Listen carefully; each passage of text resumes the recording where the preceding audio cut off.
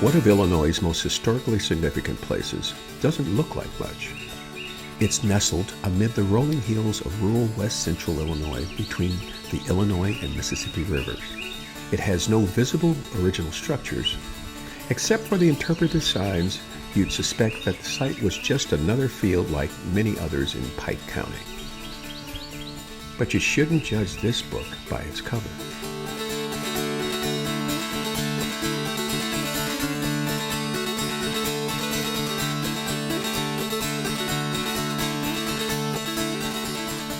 The New Philadelphia town site near the present-day city of Barry is so significant to American history that it was designated a National Historic Landmark. It was the first town in the nation to be platted and legally registered by an African American. The town's founder, Free Frank, later known as Frank McWhorter, who established the community, was born enslaved, purchased his own freedom, and then bought freedom for more than a dozen family members, all through his owned enterprise. The New Philadelphia story is an inspiring tale of determination and dedication. It's about a man who quietly and methodically beat the racist odds of his time and built an integrated town long before the nation plunged into civil war. Much like the story of Abraham Lincoln, it's a saga of a man with a vision and the Illinois landscape that seemingly rose up to meet him.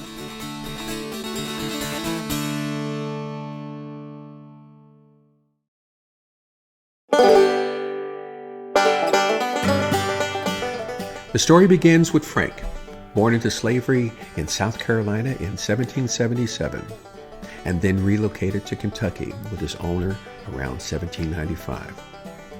Frank was left to manage the farm while his owner expanded estate holdings in Kentucky and Tennessee. Frank was also hired out to other settlers in the area, but was allowed to keep a portion of his earnings. In 1799, Frank married Lucy, a woman enslaved on a nearby farm. 4 of the couple's children born into slavery survived. Frank supplemented his meager income by mining Kentucky caves for the raw materials to make gunpowder, which was in high demand on the frontier and for the nation's involvement in the War of 1812. Frank finally made enough money to purchase his wife Lucy's freedom for $800 in 1817, about $17,000 today. And in 1819, he purchased his own freedom for the same amount. Frank and his wife were no longer enslaved. In 1820, federal census listed him as Free Frank. Frank and Lucy had 3 additional children thereafter, who were all born free. Frank didn't forget his children who were still enslaved. He expanded his mining business in the 1820s, but he traded the operation in 1829 to secure freedom for his son Frank Jr., who had escaped to Canada as a fugitive slave in 1826.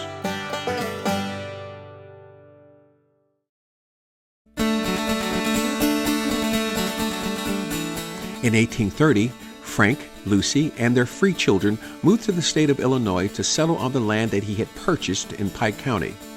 They became the first settlers of what would later become Hadley Township. By 1835, Frank had accumulated enough money to buy the freedom for his son Solomon.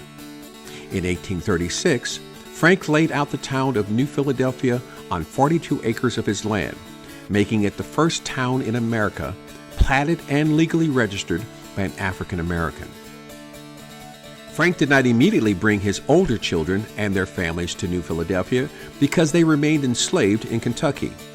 He intended to use the proceeds of his real estate sales in the town to purchase freedom for family members remaining in slavery. In 1837, Frank successfully petitioned the Illinois legislature in Vandalia to change his name to Frank McWhorter, a spelling variation of his owner's surname. The Legislative Act granted Frank legal standing.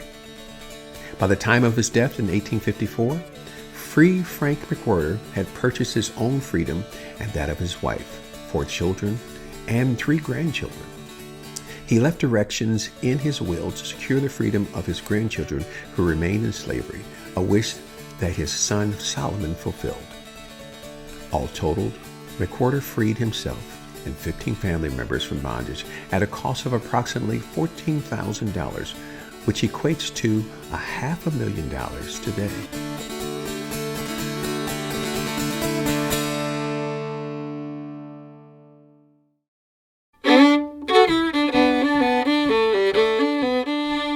Establishing a successful town on the frontier was no small feat, especially for an African American.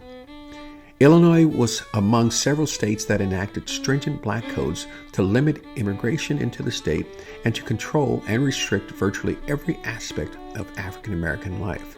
Despite these black codes, Frank was determined to develop a successful, racially diverse town. Frank divided New Philadelphia into 144 lots and sold them to black, white, and mulatto settlers. By 1850, 38% of the town's 58 residents were listed as black, a percentage far in excess of the statewide average of 0.6% black. Additional black farmers lived on farms near the community. New Philadelphia's population peaked in 1865 with 160 individuals living in 29 households, of whom 70% were white, 30% black. New Philadelphia's residents were involved in a variety of occupations, including cabinet makers, shoemakers, a wheelwright, a carpenter, a seamstress, a physician, teachers, merchants, and blacksmiths. A post office operated in the town from 1849 to 1853, and New Philadelphia also served as a stagecoach stop. New Philadelphia built its own schoolhouse and used it to educate the town's African American children, since they were not permitted to attend the state's public schools.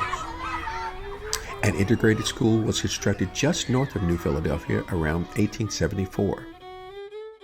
The first burial in the Old Philadelphia Cemetery occurred in 1851, when Frank and Lucy's oldest son was interned there. The town seemingly had everything needed for success. It was located on fertile prairie land and accessible timberland for construction materials, was located along major county roads, and was between and very near both the Illinois and Mississippi rivers. It was only when railroads decided to locate elsewhere in the late 1800s that New Philadelphia began to decline.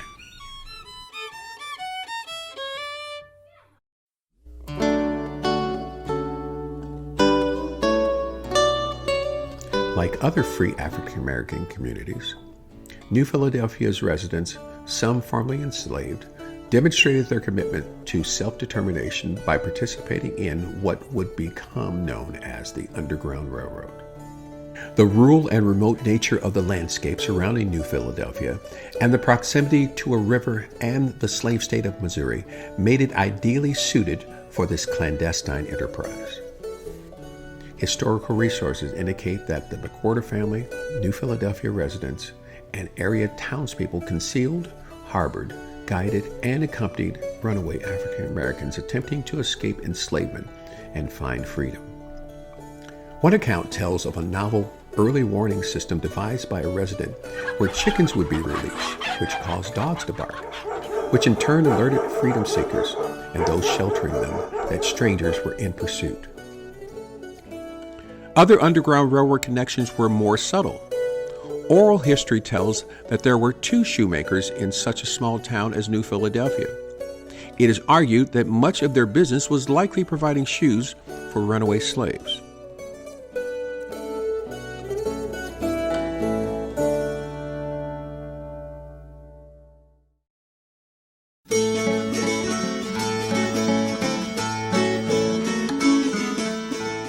While the historic town no longer exists, the story of this community was kept alive through community and family oral histories, and Juliet Walker, a descendant of Free Frank, published a book about his life in 1983.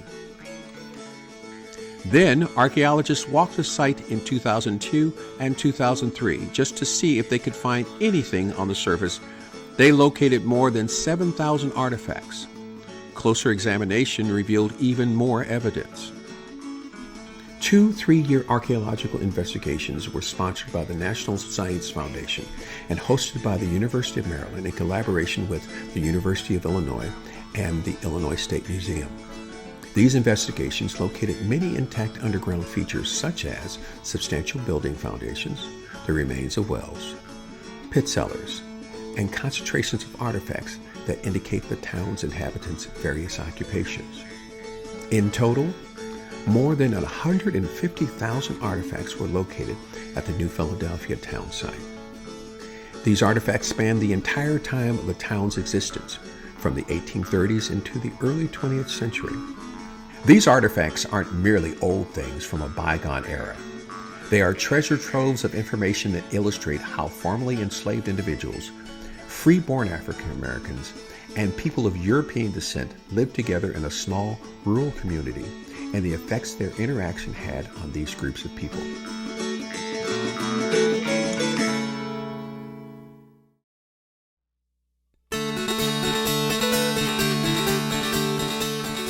The written and unearthed history of New Philadelphia indisputably prove that the site is of state and national historic significance. Area residents were the first to push for official recognition. The New Philadelphia Association, formed in 1996 by a group of local residents to keep the town's memory alive, erected a metal sign at the edge of the nearby Bayless Blacktop Road to commemorate the historic town and its founder. They sought and were successful in attaining the site's listing in the National Register of Historic Places in 2005. New Philadelphia was officially designated as a National Historic Landmark in 2009. The site was included in the National Park Service National Underground Railroad Network to Freedom program in 2013. And that same year, an informational pavilion was completed to provide interpretation to the increasing number of visitors who were learning of New Philadelphia. U.S. President Barack Obama signed legislation in 2014 to authorize a special resource study of the New Philadelphia's qualifications to become a unit of the National Park Service. Public hearings into the possibility were held in 2016, along with a site visit. Legislation was then introduced in Congress, and in 2022, President Biden signed legislation designating the town as the New Philadelphia National Historic Site.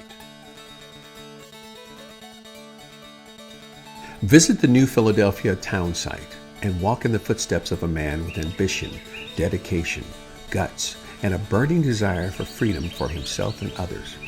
Imagine Free Frank McWhorter standing beside you as his dream of an integrated town became reality, and with it, the freedom of more than a dozen people. Free Frank in New Philadelphia tells a story you can find nowhere else on earth. You definitely shouldn't judge this modest book by its cover.